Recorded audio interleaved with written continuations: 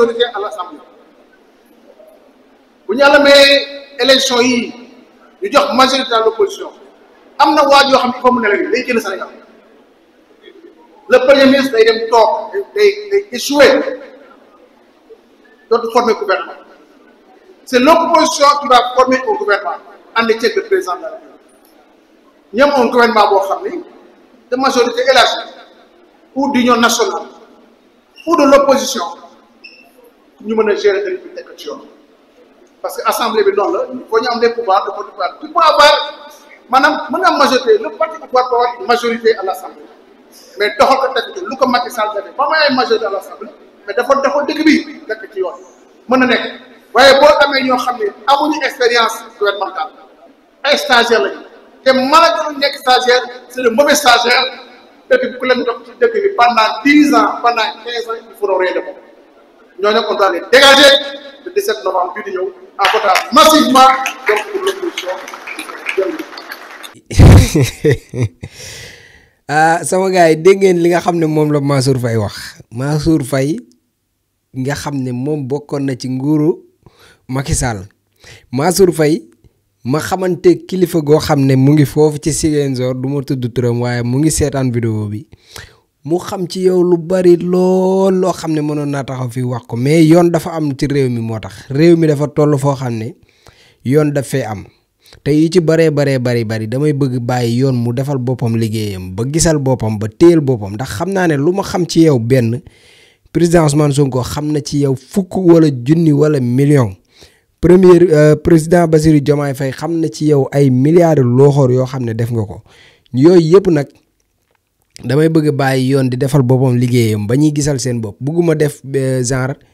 benn affaire boo xam ne tey dañ lay jàpp ëllëg ñu ne booy Pastef fi wala genre Moussa moo wax lii wala ñun ñoo génnee mbóot yi moo tax ñu jàpp la déedéet man dama bëgg bàyyi yoon mu defal boppam liggéeyam ba jàppal la bopp ci sa loxo ci poos parce que nag say def mu ngi ne weng te li nga def dafa bari maanaam yow nga dem doon benn def ko toj boo xam ne maanaam xam kilifa yu la xam la xam gu wér te say dossier wax ma ci yow lu leer naññ lu ma mënoon toog ci penc mi wax ko mais du ma ko def ndax li ma leen wax mooy yoon dafa am ci réew mi moo tax am na yoo xam ne du ma ko wax mais Mansour Faye dalal tey Mansour Faye boobu noonu nga xam ne moo fi man Mansour Faye c'est vraiment su ma la xawloon rek sax dama naa la dangaa réew quoi parce que boo taxawee ngeen ne ñu premier ministre Ousmane Sonko nga ne ñu yéen boo leen amee majorité maanaam moom day génn réew da ngeen koy exiler maanaam loolu nga bëgg a wax noonu nga ko waxee ay xam nga président Ousmane Sonko nee na la wax na leen sax yéen ñëpp nee na leen amoo leen programme seen programme yëpp mooy pro amoo leen benn programme bu dul Ousmane Sonko soo leen dajalee seen as nit seen ñetti nit ak ñeenti nit mënoo leen wax leen teg seen loxo lenn lu dul Ousmane Sonko guddi Ousmane Sonko bëccëg loolu mooy seen programme. waaw léegi nañ dem élection yi yàggatul ay fana ci des incha allahu rabbi léegi ñu egg ci bu fekkee loolu ngeen di rêvé di ngeen yaa ndoor rek di ngeen gën a rêvé di ngeen gën a gént te xam ne seen gént yooyu du am bu soobee yàlla amoo leen problème benn budul Ousmane Sonko seen problème yu àdduna bi yëpp Ousmane Sonko la moo tax ngeen di tëb di tërti ak di fërti waaye nag bu ñuy exilé bu exilé di man kii li ma ko bëgg a wax mënu ma koo wax. Mansour Faye lu ma la bëgg wax mënu ma ko wax quoi li ma la yow Mansour Faye lu ma la xamal dafa bari de waaw li ma la xamal moo bari nag am na ay kilifa yoo xam ne kilifa yu la xam gu wér Mansour Faye dama laa xam ba xam la ci loo xam ni maanaam ba xam la ci loo xam ni xam nga am na loo xam ne ku sama habitude quoi mooy maanaam comme genre nit jox la benn secret nga génn di naan da ngay def ay révélation naan kilifa gu ma wax na ma lii wala wax na ma aw ma habitude boobu mais yàlla xam ne li ma xam ci réew mi daa bari te ay kilifa laa la wax ay kilifa yu mat kilifa waxuma la ñuy mbubboo kilifa de ay kilifa yu mat kilifa dañ may woo wax ma lu wér ping lu leer nañ teg sama loxo lu leer ma wax loo xam ne mënoon naa toog fii di def ay révélation mais du ma ko def parce que sama habitude du loolu mais Mansour Faye dama xam ci yow lu bari defal ndànk waaw defal ndànk li nga ragal ci sa àdduna lenn la mooy kaso su ma la waxee li nga ragal li nga gën a ragal sa àdduna mooy kaso nag wax la am na waxin la déggin lay laaj li nga gën a ragal sa àdduna mooy kaso te ñàkk a dem kaso lim la jaral xam naa ko man seew pour nga bañ a dem kaso lim la jaral xam naa ko falaa yem nag falaa yem bul ma tax a wax régleel Ousmane Sonko du sa moroom bu fekkee da ngaa am programme nga wax ko say militant mais yéen seen benn objectif mi nga ma primature xaw ma parce que opposition bi la mu ñoom benn rêve la ñu am mooy bu ñu faloo ñoom ñooy lii kenn xamul lu mu doon nee nañ maanaam lu ñu bëgg maanaam programme bi nga xam ne moom lañ am seen benn programme lañ am nag fu ñu dem moom la ñuy wax mooy bu ñu gagné assemblée nationale dañuy jël primature maanaam premier ministre bu Sénégal ñoom waa assemblée nationale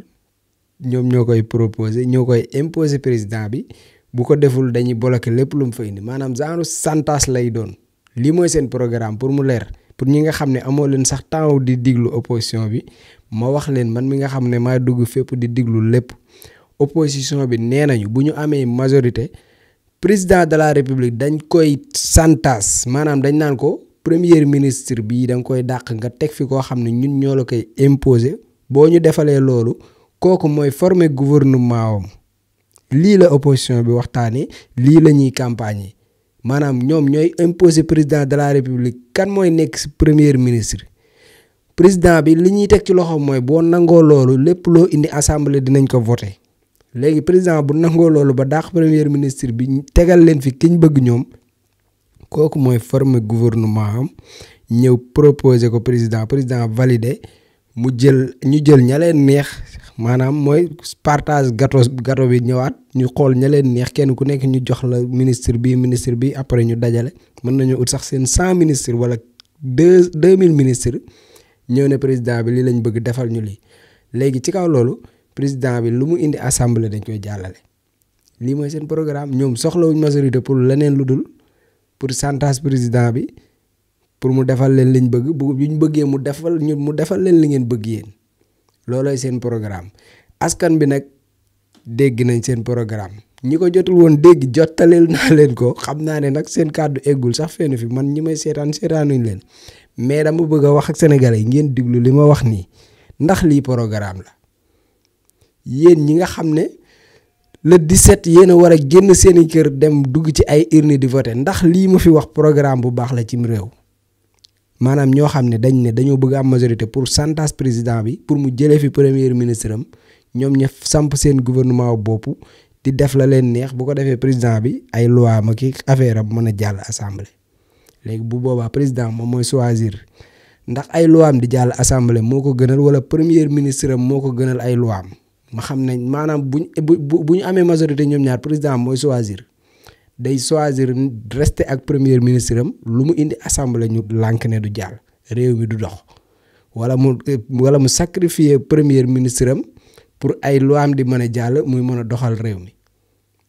léegi comprendre ngeen programme opposition bi lii la boo leen bëggee xam lan mooy programme président Bassirou Diomaye Faye nag samay vidéo da ngeen koy topp di ko suivre ba mu jeex boo leen bëggee xam lan mooy programme Pastef les patriotes boo leen bëggee xam lan mooy programme Seydina Ousmane Sonko mu sell mi vidéo yi da ngeen koy seetaan ba mu jeex saa yu vidéo yi di jeex dinaa leen tegal ci fin bi programme Seydina Ousmane ngeen comparé ko ak li ma leen wax ñoom nag seen programme du changé lii kese la amul leneen Mansour Faye ma tëjewaat ko vidéo bi moytu ma Mansour Faye mag bu réew day moytu xale bu xam xaw ma ni ko mag ñi di waxee man dama dëpp affaire bi dama ne la mag bu réew day moytu xale bu xam waxaguma ba léegi nag dama lay junj rek parce que yow boo ma digloo di nga xam li ma lay wax bu baax dama laa xam-xam bu wér te Ousmane Sonko ak Diomaye président Diomaye ñoo la gën a xam fuuf régleel ah yëngal ma nag boo ma yëngalee dinaa toog fii def vidéo lu ma la xamal dinaa ko wax te foofu laay bañ a egg ak yow voilà. léegi nag deuxième mi-temps bi lañ jublu mbokki Kamba fii damay wax ci le pôle sud-est campagne thématique la ñu wax campagne boo xam dañ ko teg ci xam-xam keroog am na candidat bu fi jaar nee na woo daf ñuy yedd nee na léegi am na ay études yu mu santaane woon ba ANSD def ko nee na man léegi mu may ñaan ma dem jëli étude yooyu pour xool ko. Gis nga étude ku nekk ci nguur pendant 12 ans defoo dara lu dul nga naan am na étude yu ma bàyyi woon ci tiroir yi dem leen jël ko ñooñu waroon nañu am gàcce taxaw naan dañuy campagne électorale. Mais le pôle sud-est moo boole ñaari région muy région de Kédougou ak région de Tambacounda. Yéen waa Tamba yéen waa pôle sud-est dama bëgg ngeen am une fierté mooy Sénégal dañ dem ba andi benn stéréotype ñu ne Tamba même ñi fi mujjee am problème boroom yoonu Bakel yi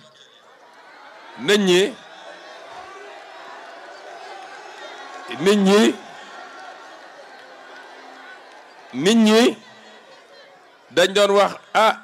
Tamba de tàng na. Stéréotype bi ñu def mooy soo nee Sénégal oriental ñu ne la fu tàng la fu wow la dëkk ba dëgër na. dama bëgg ngeen am une fierté. Est-ce que vous savez que vous êtes le pôle le plus riche du Sénégal? Est-ce que xam ngeen ko? Le pôle le plus riche du Sénégal. Keroog bi ñu présenté référentiel bi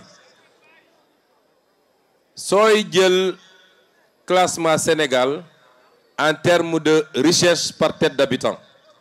le pôle sud-est mooy le pôle le plus riche et le seul qui a un PIB par tête d'habitant de 1 million. amul beneen bu ko am. et ca des yëpp ñu ngi diggante ay 400 000 500 000 600 000. lan mooy problème bi donc? Le problème mooy cette richesse quelquefois n'est pas exploitée, mais souvent est exploitée au profit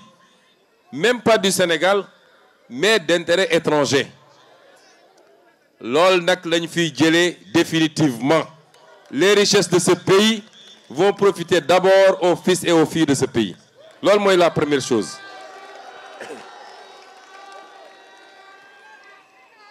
Le pôle sud-est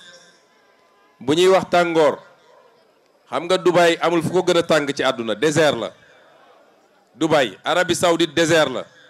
te ñëpp a ngi dem foofu tey. lan moo ko waral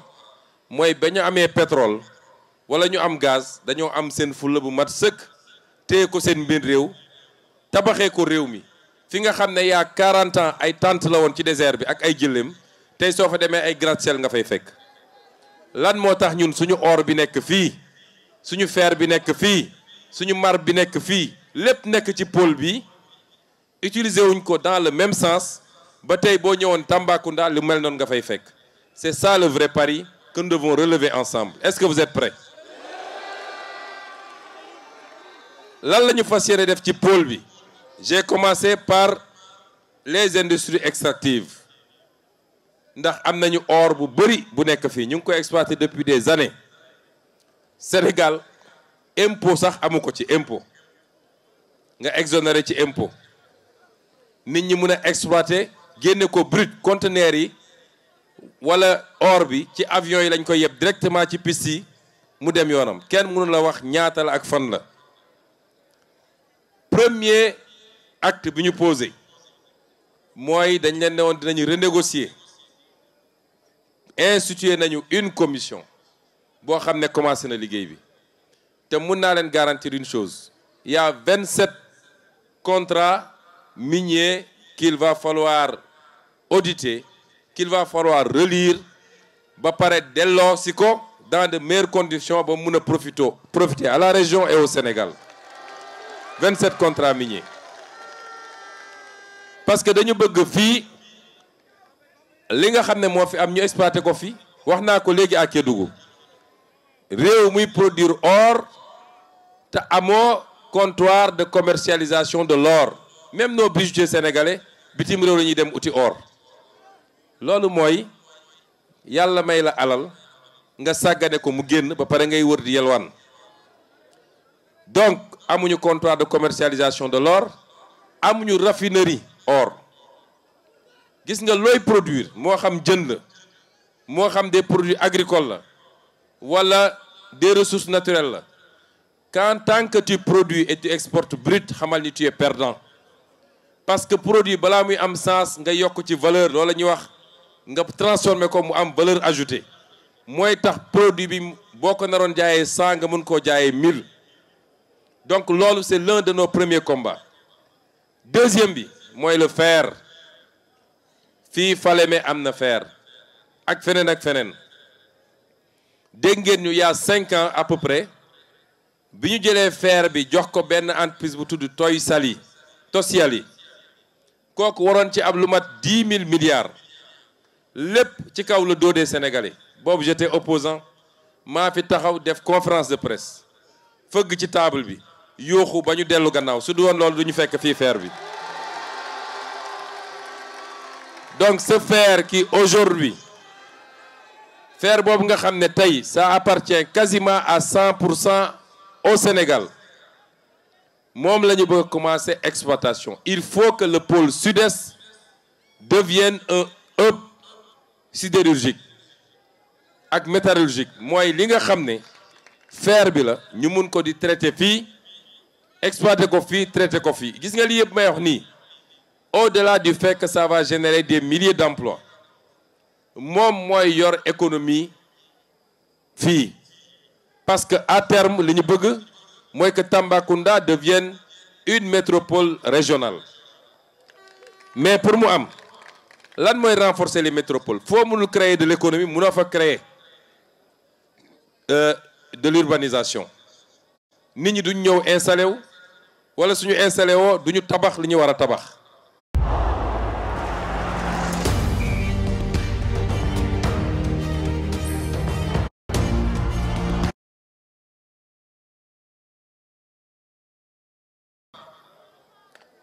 ma leeral ci dara parce que dañuy wër di wax nit ñi ne le nouveau régime moo bëgg a bloquer université bi déedéet ñun bi ñu ñëwee dañoo fekk ñaari projet université bu Tambacounda ak bu Matam ma ne gars yi nañ ko auditer parce que xam nañ gars yi liñ fi nekkee woon mais soo ñëwee gis ay surfacturation yu jéggi dayoo est-ce que jàkkoor ngeen benn kër bu ñu war a tabaxal un enseignant les logements des enseignants benn kër sur 148 mètres carrés R+1 ñu war ko facturer 1 milliard 600 millions benn kër loolu foog ngeen ni yoon la xam nga man li ma neex ci gars yi mooy bu Ousmane Sonko di wax comme amatuñu argument dañ naan li mu wax yëpp fen la lu ma mus a wax feeñ na te li ma wax nii ci semaine yi di ñëw ba ñu pare élection législative bi ba installé assemblée bi di ngeen xam gars yi li ñu nekkee woon ci réew mi loolu moo tax ren quand le ministre de l'enseignement supérieur a voulu ne foog ñu ubbi université Tamba dama ko ne du ngeen ko ubbi parce que paraxe bi dina andi ñu yàq li ñu waroon defar prenons le temps de faire le travail correctement d'ici l'année prochaine parce que Tambacounda état bi mu nekk su dee amphithéâtre yi pareegul wala su dee logements sociaux yi pareegul étudiants yi war fee ñëw fan la ñuy jëlee ñoom ñëpp fu ñu mën a louer ba nekk dans des conditions normales de travailler c'est parce que capital bi mu doon wuyoowul ak li mu waroon doon mooy tey ñaata réceptif hôtelier ñoo nekk Tambacounda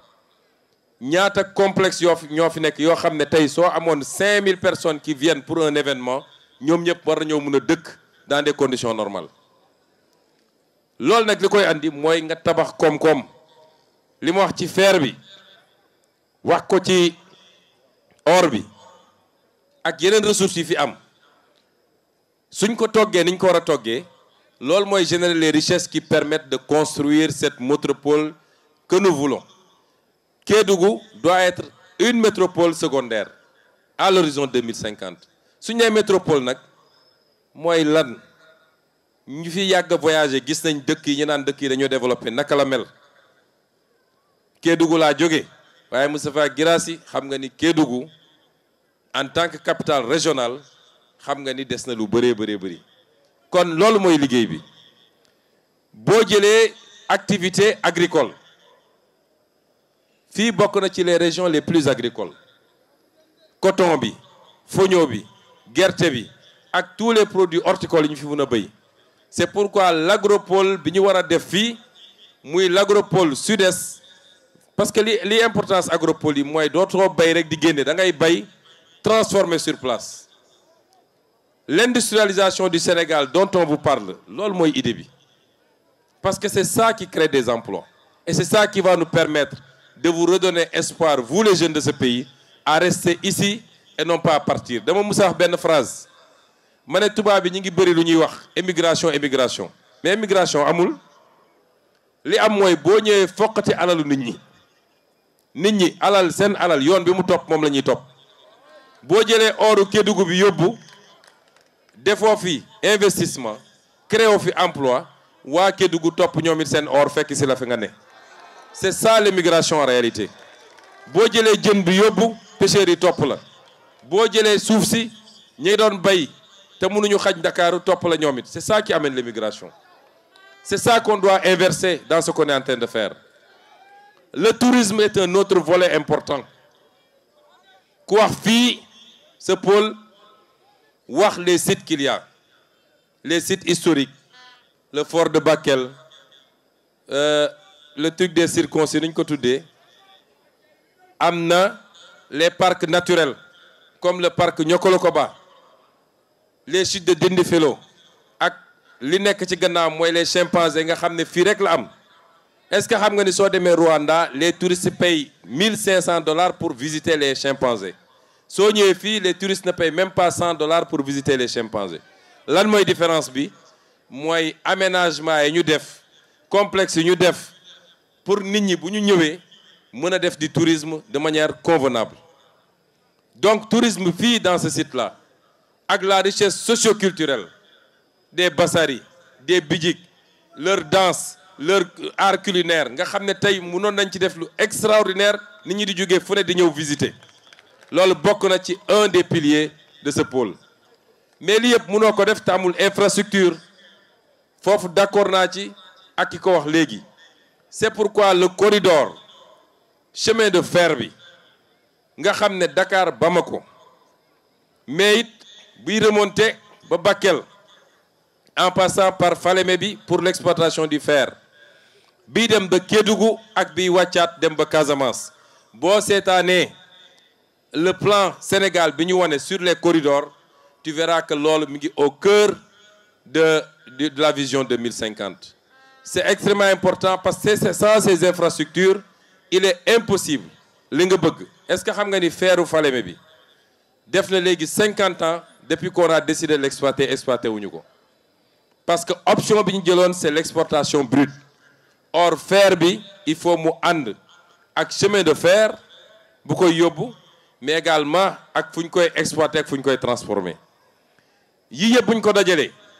day dellu si li ma waxoon mooy pôle bii tey moo ëppale théoriquement laa wax nag théoriquement soo jëlee revenu par tête d'habitant moo ëppale ci Sénégal yëpp mais quand tu crées une croissance extravertie mooy li xew Sénégal depuis presque 10 ans ñu naan ñu on a une croissance de 7%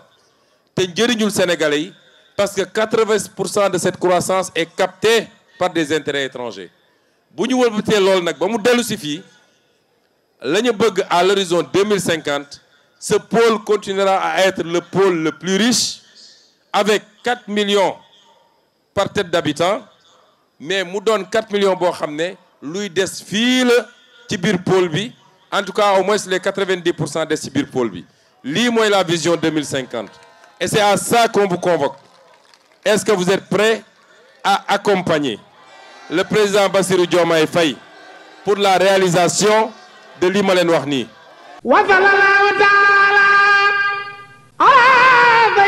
secret Cheikh Sidil Mukhtar ñaan yàlla Cheikh Sidil Mukhtar ibnu Cheikh Mouhamadul Amin ñu ngi toog ak sëtam Cheikh Abdoul Aziz Mbacké borom fas nga xam ne da ko donnee ci ay maamam di fas gu baax ci néew kattan ak ngóora Cheikh Abdoul Aziz ana fa sunu fas gi. waaw bisimilah sëñ buur fas kii de day fas goo xam ne dañ koo jëlee woon sunu maam Cheikh Sidil Mukhtar dafa amoon genn góor gu ñëwoon ci Mbàkke Kajoor doon ko jàmbat ci dawatu bu néew kàttan fas la goo xam ne nag dafa bokkoon ci kàggu yi Sëñ Baara yoo xam dafa jógewoon ci Sirul Masoon waaye giñ naa ci yàlla képp koo xam ne nga am jafe-jafe néew kàttan moo xam ne ngay sëy di gaaw di yegg mbaa sàkkat delluwaat waxtu woo ko takkee takk léegi gis léegi rek ndax fas gi nag leen rek a koy toj mooy toog ci gën waaye képp ko am jafe-jafe néew kàttan waxtu woo takkee fas gi da nga tàqali ko loolu bu faw ndax day gàllaaj goo xam ne gàllaaj gu yéwén ndax gàllaaju cat la ba mu ne la biirun baarun sa saqin mujj bu xaaf jana fa xëyti baat yooyu ndax gàllaaju fas day gàllaaj goo xam da ngay takk léegi gis léegi ndax ñaareel ba sax dañuy wax ni nit bu ko takkee tëw a yegg di ànd ak soxnaam waxtu wu demee ba tëw a yegg sax dañ koy sart mu tekki ngir mën a yegg fas gi nag ak moo xaatim bee ànd waaye mboolem koo xam ne am nga jafe-jafe néew kàttan ak at yoo mën a am rek waxtu woo ko takkee da nga tàqali ko néew kàttan bu faw day fas goo xam ne sunu maam Cheikh Sidi Mokhtar moo ñu ko joxoon muy lu waay donnu def lay ruus Cheikh Sidi Mokhtar juróom-ñaareelu xalifa Cheikhul Khadim jàmbaar ja ñaankat yàlla bi kon yow mee seetaan wooteel ci numéro bii commandé ci fas gi ak fu mën a nekk ci àdduna dana la fa fekk ngir faj say aajo ci néew kàttan ci biir néegu sëy am Sidi Lamine Bara moo sañ a fat dàmpaŋub waaw di leen wax ne nag maa ngi ànd ak Serigne Abdou Aziz Mbacke di ñaankat boobu nga xam ne macha allah lépp lu jëm ci wàllu ngóor yàlla may na ko ci tawfeex boo xam ne ku ci am jafe-jafe rek boo jokkoo ak Serigne Abdou Aziz bu soobee yàlla sa aajo dina faju numéro téléphone bi moo nekk noonu ci suuf mais tamit day ñaan day listixaar kon nag jokkoo leen ak Serigne Abdou Aziz